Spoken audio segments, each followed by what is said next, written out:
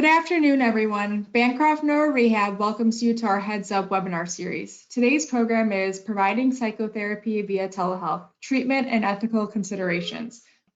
And now I will turn the presentation over to today's presenter, Dr. Christina Zabrowski, who is a neuropsychologist here at Bancroft Neurorehab. Okay, thank you. The good thing is I have nothing to disclose. And following this session, so there's a few things that you should be able to do. So the first thing is apply the practical considerations that must be taken into account when implementing telehealth services. So we'll talk about all of those, and also discover the ethical considerations of using telehealth services, explain the advantages and disadvantages of using telehealth for psychotherapy. And then lastly, we're going to talk about the effectiveness of actually using telehealth for psychotherapy services.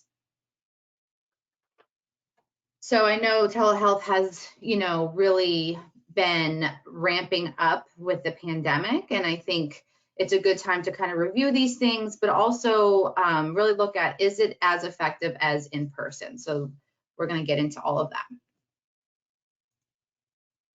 Okay, so first, if we do an overview, so I think when a lot of us think about what is telehealth, we think about what we're doing now, right? Like webinars, or you're doing a video conference with your doctor or something like that. But really, providing any type of mental health service via phone, text, email, virtual reality, video chat, or other digital means really is considered telehealth. So a lot of these we were probably using way before the pandemic, but now these things have kind of ramped up now. And these services can really include a myriad of things. So crisis intervention or other contacts between sessions, conducting sessions via video or phone calls, again, using emails, chats, or other digital means between in-person sessions with patients, and then assessments or testing via video. Okay, so I thought this was interesting. Although the current pandemic has basically catapulted the use of telehealth services for the majority of the population, so that's, medical appointments, mental health appointments, things like that, these services have actually been used for quite some time. And if you look into the history, a lot of studies kind of bring up the Spanish flu in 1918. So basically, the first invented telephone was used way before that in 1878, and basically to reduce those unnecessary office visits. And then when the Spanish flu hit in 1918, just like our current pandemic, people were, it was recommended to wear a mask, to stay home, things like that. And then if you see this little telephone users pamphlet, basically, it was basically saying, like, only use the telephone if you have to call the doctor, right? Because a lot of people that were working in the telephone were sick or out, and that was one way to contact your doctor at that point. So really, telehealth has been used for quite some time, and really these services have been used for individuals in rural areas, and then also specifically through the VA system. So they have been using telehealth services for a while. However, the research on the actual use of it, especially for psychotherapy, is relatively newer. So we're looking at maybe the past, 10-ish years. Okay, so I put these here because these different apps or virtual resources have been available for quite some time, but I do think in the past year they have become more widespread and more popular. So like apps such as Headspace or Calm, which are the top two there, those are more like meditation, kind of like self-help types of apps. I've actually, before the pandemic, have suggested my patients or clients to download these. I mean, they do cost money, so you have to, weigh the risks and benefits of that. But these can be super helpful in between sessions. But I do think, people that do not engage in psychotherapy use these on a daily basis because they're very helpful. And then on the bottom, these are more therapy resources. So these are actual virtual ways to, talk to a therapist. So you see on the left, there's it gives you like an overview of what that app actually looks like or what the resource looks like. And that is for Talkspace. And I'm sure we've seen commercials for that, especially, over the past year. So you can actually kind of talk to a therapist without leaving your house. So very, convenient. And then BetterHelp is also another therapy resource, which is all virtual. So these things have become really popular. And like I said before, I think some of these things can be super helpful as an adjunct to regular psychotherapy. I say regular in quotes. I know you can't see me, but meaning with a therapist on a, consistent basis versus if they just, use the Talkspace. I personally don't know anyone that has used Talkspace or BetterHelp, so I can't really talk about those. But again, the apps like Calm and Headspace, are a lot of patients find those helpful. All right, so that's kind of the overview of telehealth. So now I kind of want to dive into the ethical considerations. So if you go onto APA, they have all of these resources for the considerations for developing a telehealth resource, using those services, and what to keep in mind. So overall, psychologists should make every effort to ensure both ethical and professional standards of care and practice are met at the outset and throughout the duration of services. And that's really important. So first we'll talk about before you start services, and then we'll talk about throughout treatment and what you need to look out for. So before you provide this service to anybody, it's important to assess if using telehealth services is appropriate, if it's effective, and if it's safe. We want to know, is it appropriate for this person's diagnosis? Does this person have access to telehealth? All these things are really important. And then prior to engaging in providing these services, it's important to, just like if you were to see someone in person, conduct an intake to determine if it's appropriate, right? So same thing. You want to make sure that the person understands what might happen, and we'll get into that a little bit more. But again, just making sure that depending on the person's diagnosis or their history, that meeting in a telehealth type of service is appropriate. And then you also want to carefully examine the benefits of delivering these services relative to the unique risks, right? And we do this, whenever we are doing an evaluation or seeing a new patient. Same thing with telehealth. So the benefits, could include access to care, client convenience, accommodating special needs. If the person is hard of hearing, can they use the closed captioning option on the video conference or the chat features? That might be helpful versus, seeing that person in person. Convenient, obviously, and we'll get more into this, but, people can just hop on these sessions on their lunch break or in the evening when they have a second, before work, all those things are super convenient. And access to care, right? So again, I think with the pandemic, this has definitely, opened our eyes to telehealth. But again, if we think outside of metropolitan areas where it's not just a 10, 15, 20-minute drive to a mental health facility, it's more like an hour or even more, telehealth really makes that available and accessible, and that's really important. So you also have to discuss the risks, right? So, the biggest thing I think with telehealth is information security, right? Because we can try our best to use the best secure, resources and different kind of platforms, but that's always a risk, right? And, obviously with psychotherapy, that person can be talking about some really sensitive topics, and they need to be aware that, we try our best to make sure these things are secure, but that is always a risk.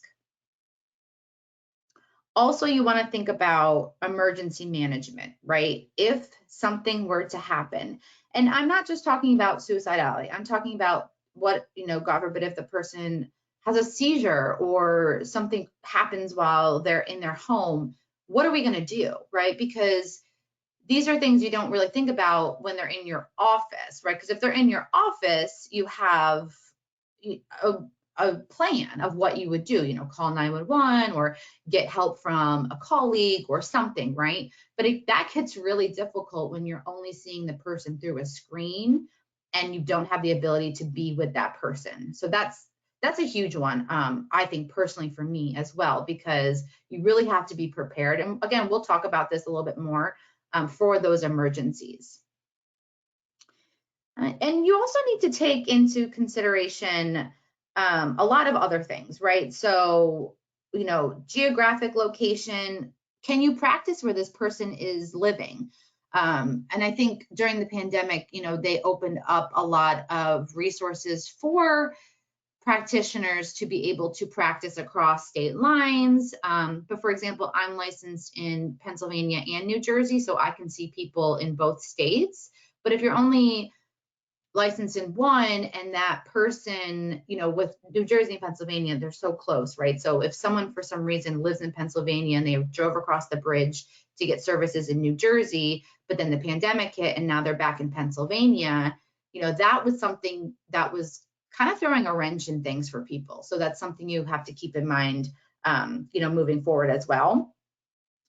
Also, their competence with the technology. Can they get on these sessions? Are they able to troubleshoot, things like that? Any medical conditions that would prevent them from really benefiting from telehealth? Their mental status. Again, their psychiatric diagnosis, current or past use of substances, depending on what service you are providing, that could really impact the appropriateness of this type of treatment. Their treatment history, and then their just therapeutic needs.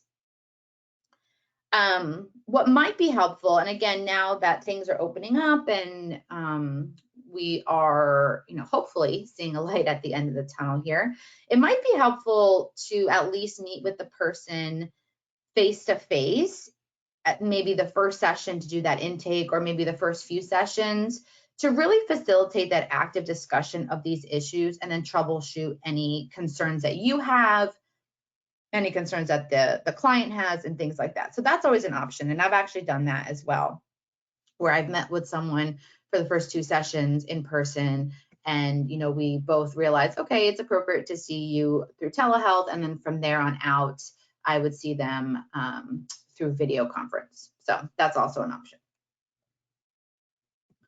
Okay, so that was before treatment, and then throughout treatment, right? Because again, we always have to think, we always get prepared before something happens, and then it's really important to think about, okay, well, we have to keep this in mind as we keep going.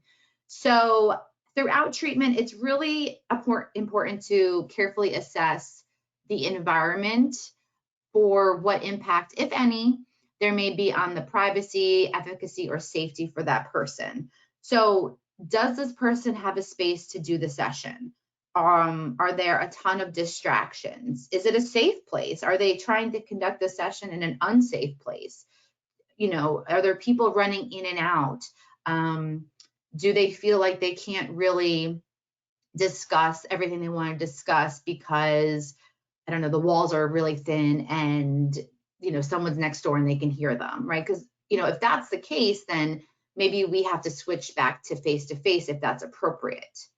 Also want to continue to monitor and assess regularly the progress of the client. Just like, face-to-face, depending on, what people like to do, giving a BDI, BAI, or a GAD-7 or something like that, little assessments to see symptoms, you can do that through telehealth as well, and you should, right? Because we want to make sure, okay, is this person, benefiting from this? And if not, not necessarily is it because of the telehealth, but is that a barrier? And also just checking with the client in general, right? Because maybe they started saying, oh yeah, I would like telehealth, right? And then maybe a little bit throughout, they're like, you know what, I'm not really feeling this anymore. I would like to do face-to-face. But if you don't make that an option, maybe they think that isn't an option. So, again, checking in with the client is super important.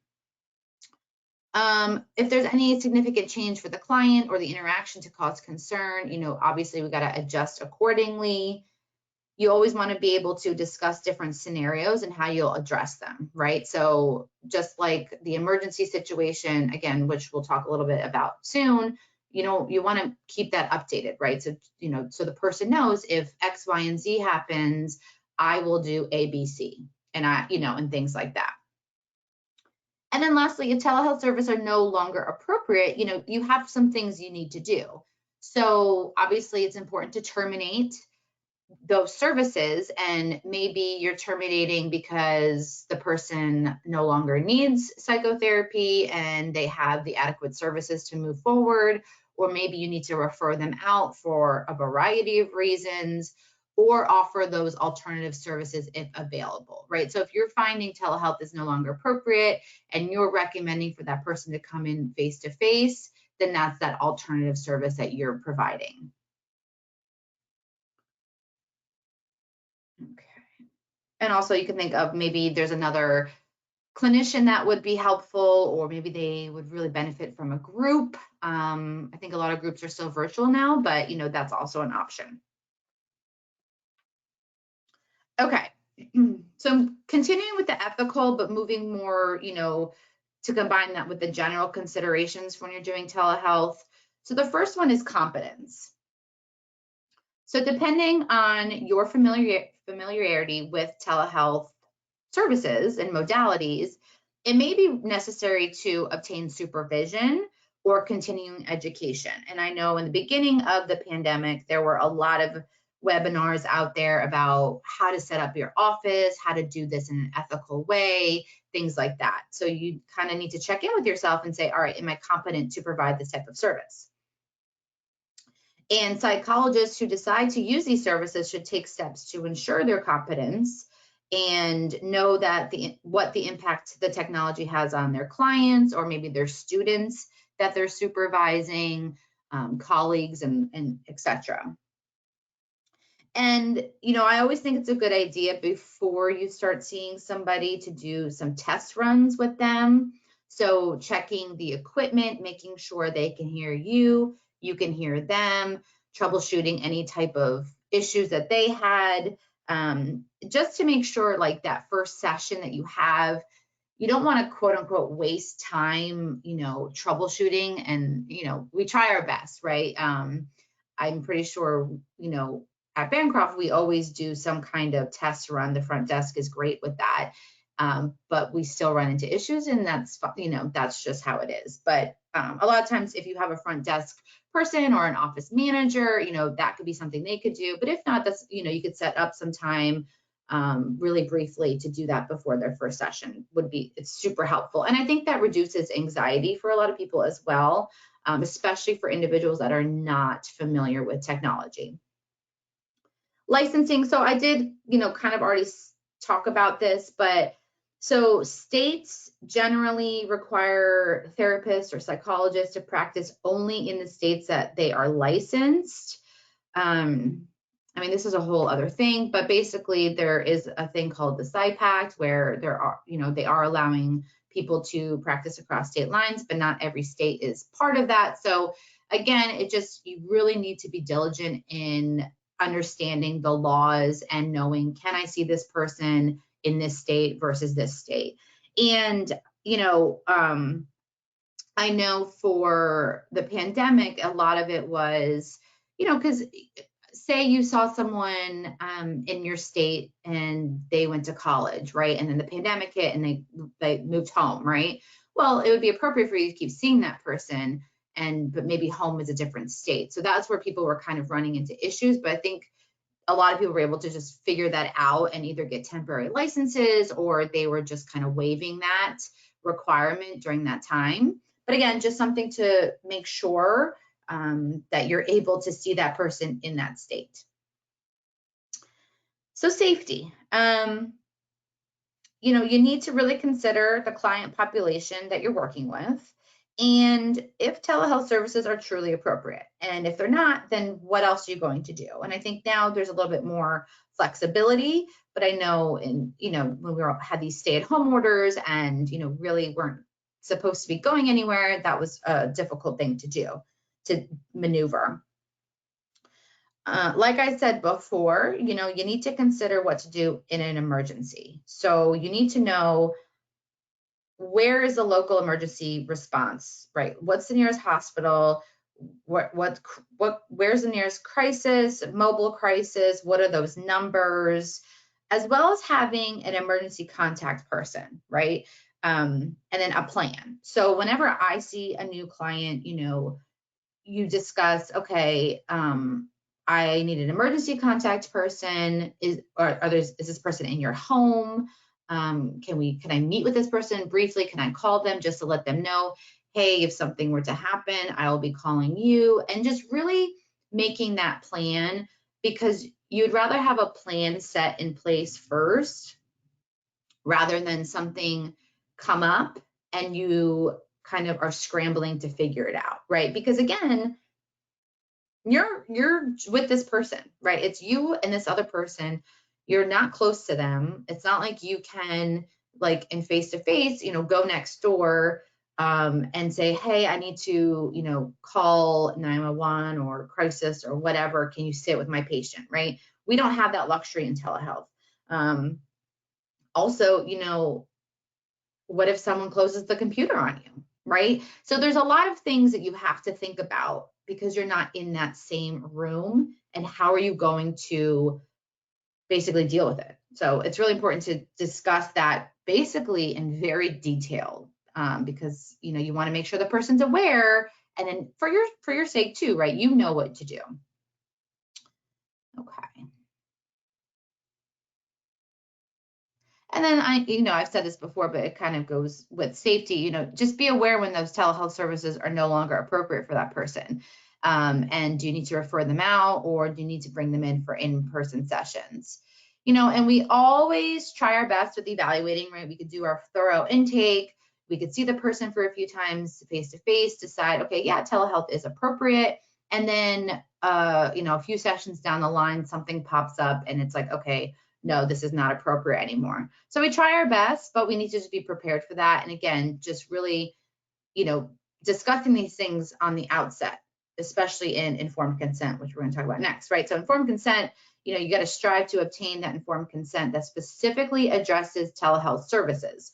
So if you had a consent for psychotherapy or whatever service you provide, we really needed to change that for telehealth and make it really specific and have really specific things in there about telehealth. You got to, explain the options to the patient. Do they even want to do telehealth, right? Because you have to give them options, and if not, are you willing to see them in person, or do you know of a referral that can see them in person? And if so, provide that referral for them. Be honest about the risks to privacy. I know we've talked about that, but we'll talk about that a little bit more in the next bullet point. And then also with informed consent, it's really important to just include procedures for contact and how the sessions will be conducted, right? So I think it's really important to discuss, communication between sessions. I think when we all kind of went to work from home, or, did a lot of telehealth type of services, and it maybe I'm, in the minority here, but when I've talked to other clinicians, it almost felt like we were more available, right? And I think people were struggling with that work-life balance. So I think in that informed consent, it's really important to say, these are my hours. These are the hours that I return emails. I need at least 24 hours or 48 or whatever your turnaround time to respond to emails is. Please know if you email me on a Saturday afternoon, I will not respond till Monday morning when I get into the office, things like that. And again, maybe these things aren't topics that we discussed too much prior to the pandemic and really telehealth services ramping up, but it's definitely something that's super important now because, like I said, I think we just feel a lot more available. Also, you want to discuss, okay, what happens if the connection is lost, right? Because that has happened, or someone freezes, something like that. So will you try to, reconnect? Will you finish the session via telephone? Is that okay with their insurance? There's a lot of things that you have to discuss there. And then also you want to provide the patient with an outline of what to do in an emergency. Again, we talked about that earlier, but the patient needs to know as well. And of course, informed consent is always ongoing. We need to revisit these issues throughout treatment, right? So again, not just before we start seeing the patient, but this is definitely something we need to consider moving as we move along, especially with telehealth, right? Especially if there's changes in reimbursement or laws or whatever might come about, we really have to be abreast of that and share that with our clients. Okay, so next talking about like privacy, HIPAA, confidentiality. So psychologists learn and explain the limits of confidentiality when using electronic means of communication. The use of HIPAA compliant telecommunication services should be utilized. And again, although we try to prevent any kind of breach, it is almost impossible to fully ensure privacy. So again, addressing that with the client is very important. Okay. Also, just a side note, depending on if the client and psychologist are in the same state or not, there may be differences in informed consent requirements. So just something to keep in mind and to look into as well. Okay. And then any other factors that may impact the client's ability to use telehealth services. Again, this is kind of a repeat, but does this person have access to a computer with a camera, or are they going to use the phone? Are they going to call in? And is that okay with you? Like, are you comfortable doing this service without video? Is the insurance company going to pay for that, right? Do they have a private area in their home where they can have the privacy for this session? Like I said, will there be distractions? Children, spouses, dogs, birds, cats, all those things that kind of come in. Are they going to be too much of a distraction for these clients? And do they just need assistance setting it up? Because if so, that's fine, but then where does that person go? Do they set it up and kind of sit there with the person, or are they able to give that person true privacy? Okay. All right. So moving on to advantages, I am just looking at the time, making sure we're on track here. Okay. So advantages of telehealth. So overall, I think we all know it makes services more accessible, right? Telehealth can reach a more diverse population versus making people come to an office. So fewer than half the people in the United States who actually need psychology services actually receive them. So, there's a 50% of people out there that need them and just aren't accessing them for, a variety of reasons. So telehealth makes it more accessible, right? Takes away the need for transportation to and from a building, takes away, the need to take off time for work, potentially, or really fitting it in with a lot of other, scheduled activities. Continued access to care when clients maybe aren't feeling well, to travel to the office, maybe they are just a little under the weather and, coming to an office, they wouldn't want to, expose anyone to germs. So they would be able to just kind of take the session from their, couch or something. And like I said, the flexibility in scheduling the sessions into your day. Also the ease of possibly including other people in the session. So the nice thing with telehealth, if you send that link to multiple people, they don't have to be in the same house. They don't have to be in the same office. I mean, they can join, but still join the session, and it can be really beneficial. So those are all things that make it more accessible. Reports of higher adherence to treatment and lower attendance issues. I see this anecdotally, I rarely have a no-show for a telehealth appointment versus an in-person appointment. So, I mean, that's that's just interesting to think about. Another advantage is it gives you insight into the client's environment, right? Because we don't get that, right? We don't see the person, where they live, how they live, and things like that. So it's nice to see that sometimes. And also their behavior outside of the therapy room, right? Because for the most part, people are more comfortable in their homes. So maybe they are a little bit more lax in how they react to things, which can also give us some insight too into their behavior. And all that information just can be super valuable for treatment. Another advantage is just the potential help with carryover between sessions. And that's where those apps that I talked about come into play. So other digital tools, not just apps, but other things can be used between sessions to help with the carryover. Also, the nice thing about it is you can, share your screen to show different videos or resources to the client. Also, if necessary, you can bring in other family members and show them as well. So it really can be beneficial. And it actually may free up primary care and emergency services. So, digital options for the less severe mental health presentations may free up these services so that they can deal with more acute health situations and without, really bombarding waiting rooms and risking, further spread of disease, especially when the pandemic just began. So things just to think about. Of course, there's always disadvantages. So again, I think we all know this, but technology issues, right? So you can have the best intentions, but there might be just that inevitable issue with technology or internet connection, right? Maybe there's a huge thunderstorm that's coming through and, you lose your internet, right? Or the person loses their internet. And then it's like, well, now what do we do, right? Again, that's, that should be in your plan, right? Your informed consent. If connection's lost, I will finish on a telephone, for example.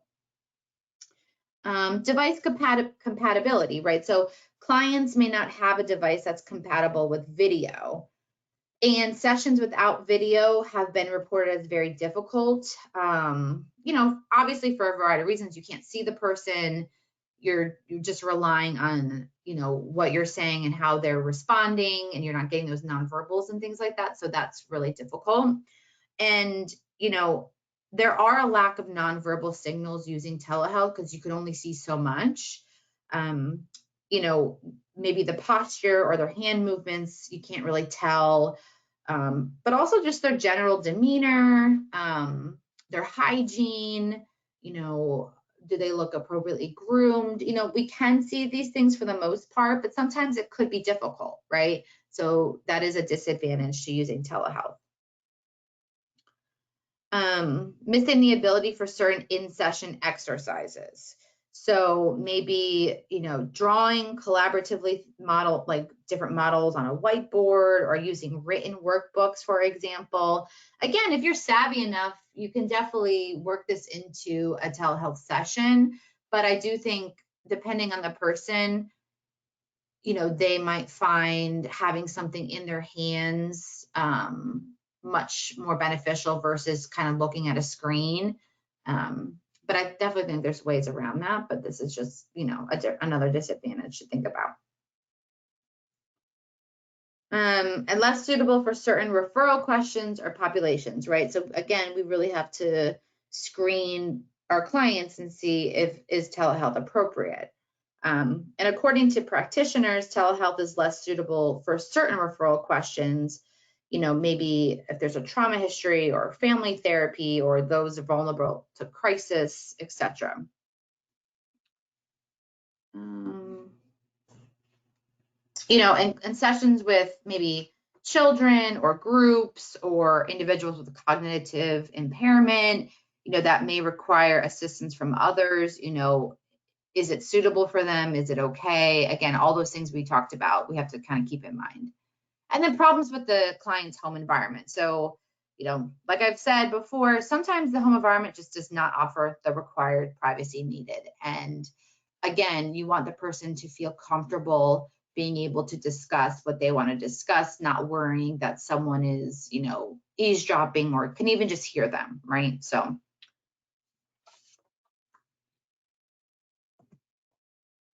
Okay, so is it effective, right? So we've kind of gone over what do you need to look at? What are some considerations? What are the ethical considerations? What are things to keep in mind?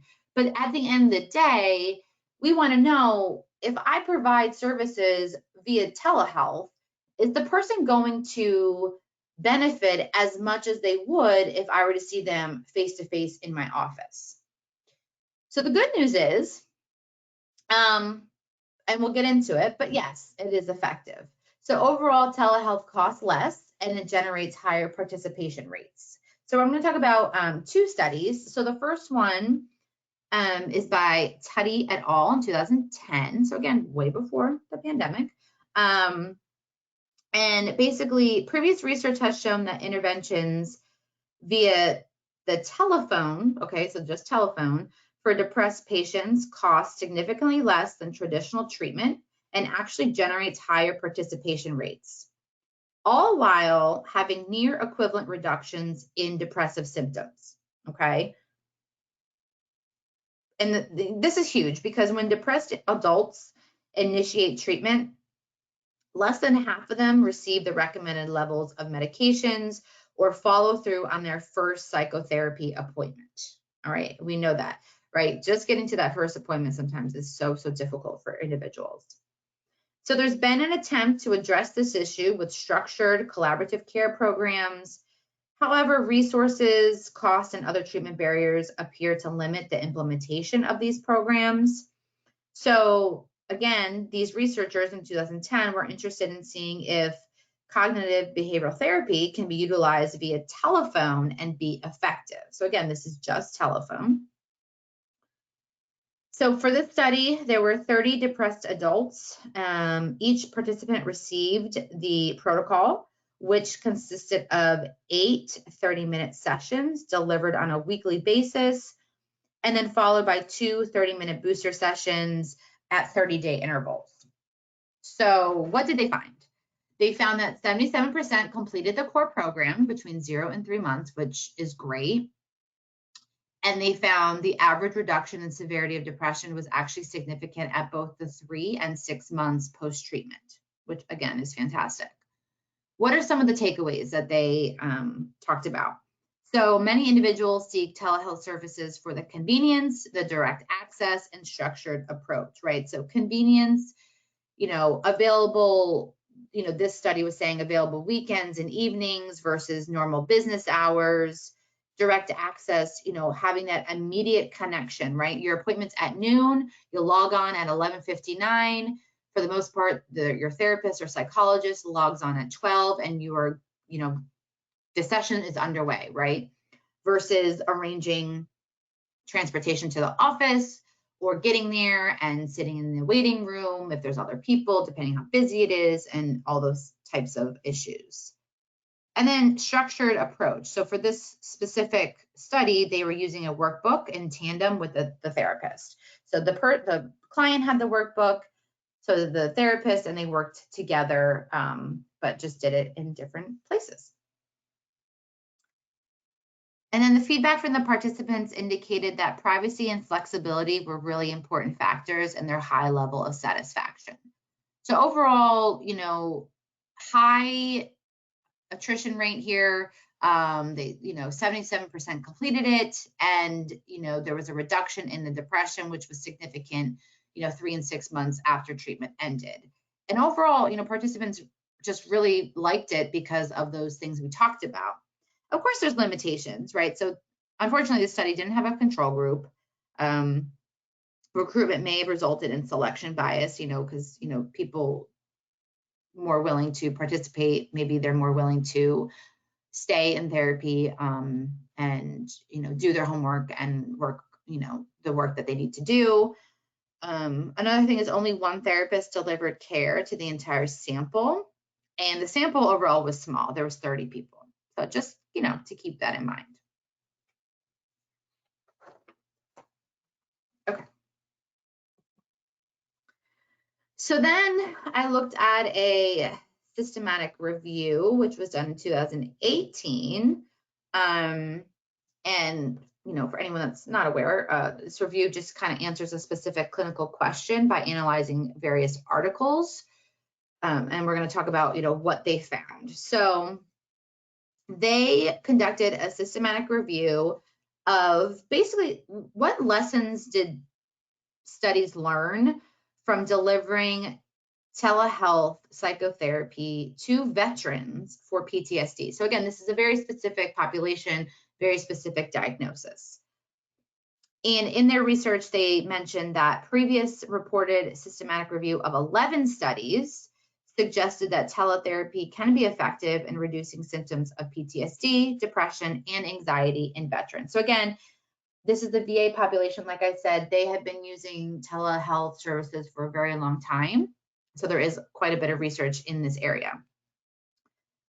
They also mentioned another long scale review looking at 7 studies relating to mental health and substance abuse, and they found no differences between interventions delivered in person versus remote. So in the current review, there were a total of 41 studies included in this review. And there were a variety of interventions used in the study. So 15 used prolonged exposure, 8 used cognitive processing, 5 used cognitive behavioral therapy, 3 used behavioral activation, 1 used EMDR, 2 focused on anger management, 1 used mindfulness, and 2 used just general coping and psychoeducation.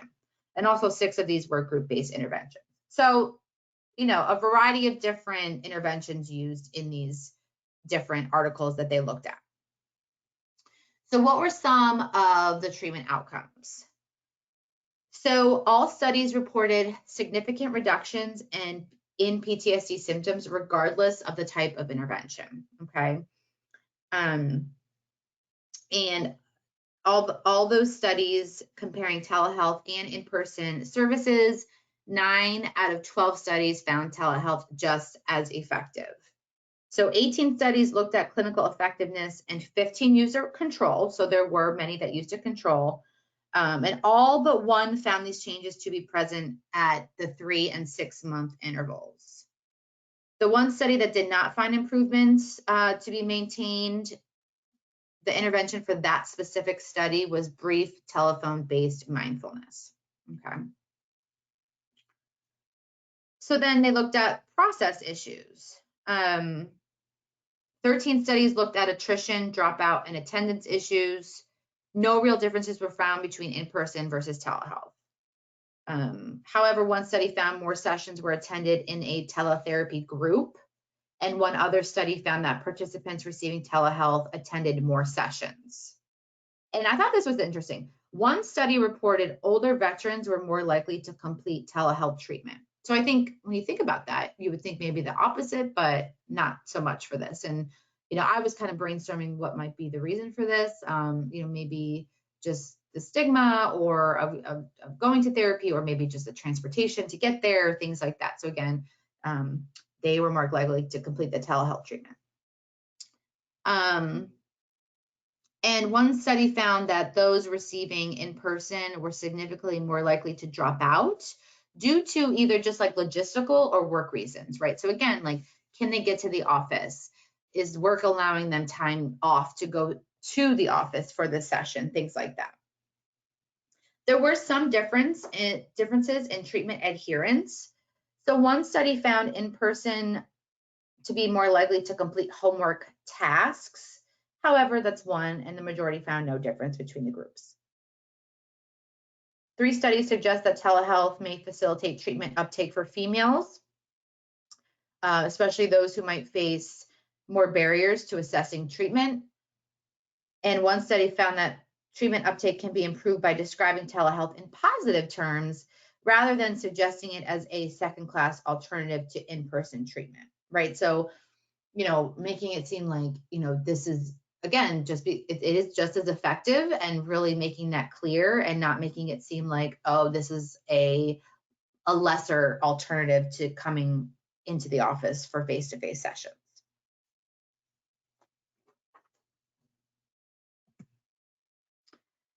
Okay, what about the Therapeutic Alliance, right? Because we all know that is extremely important when conducting psychotherapy. And 5 out of 10 studies reported equivalence, so no differences there. One study found that participants reported feeling more comfortable talking with their therapist in in-person sessions. Overall, therapists did not feel using teletherapy compromised their ability to build rapport, which is really important. So overall, not too much difference here. Okay, so managing risk and safety. So again, this is huge, right? So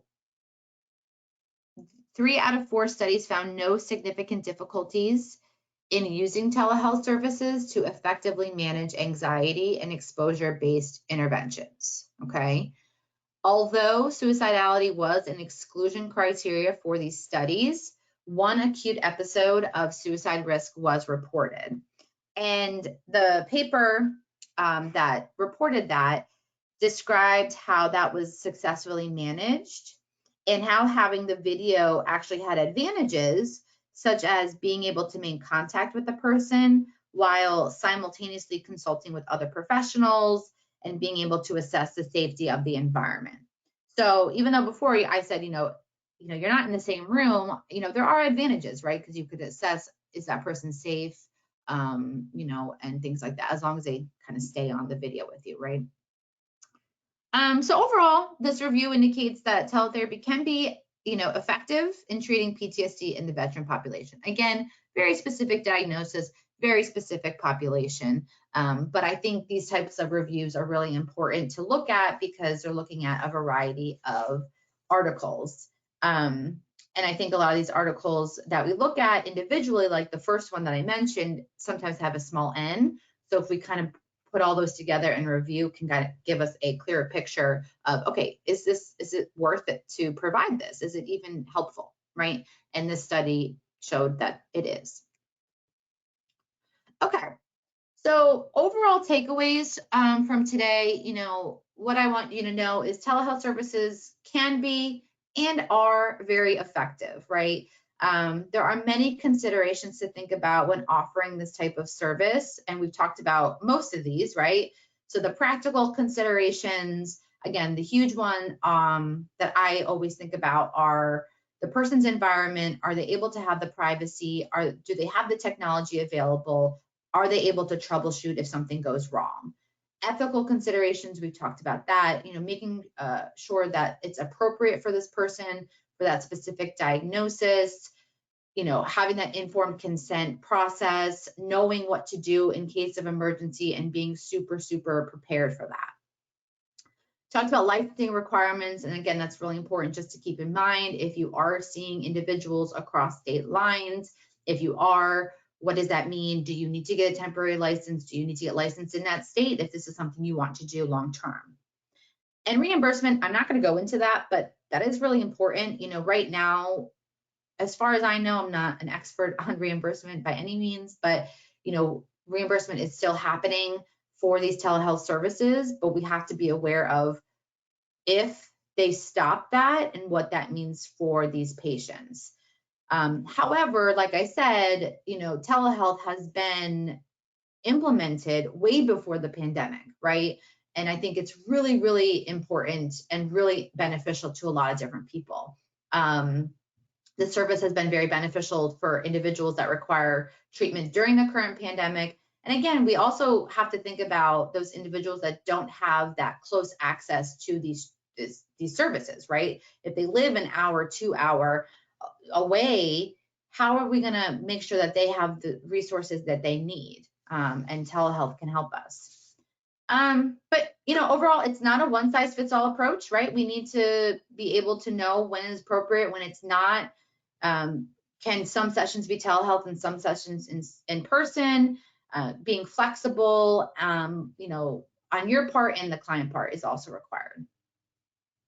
On behalf of Bancroft Nora Rehab, I'd like to thank you for attending the webinar.